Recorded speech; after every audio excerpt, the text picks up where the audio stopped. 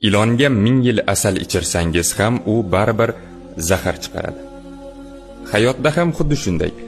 Ba'zi insonlarga qancha yaxshilik qilmang, qancha shirin so'zlar bilan gapirmang, ular siz tomon zahar sochishda davom etadilar. Chunki bu ilonning tabiatiga xosdir. Ilon hatto uni qutqarmoqchi bo'lgan insonni ham chaqadi. Ko'p odamlar bor, yuragi zaharga to'la. Ular dunyoni ham mana shu zahar orqali ko'radilar. Ular barchani o'zlaricha shubhali, dushmandek tasavvur qiladilar. Shunday odamlardan o'zingizni saqlang. Ulardan uzoq yuring.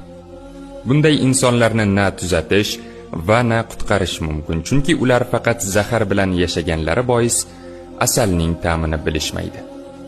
Ilonlarga joy faqat ilonlar orasidadir. Sarvar Rahimiy. Sog' bo'linglar.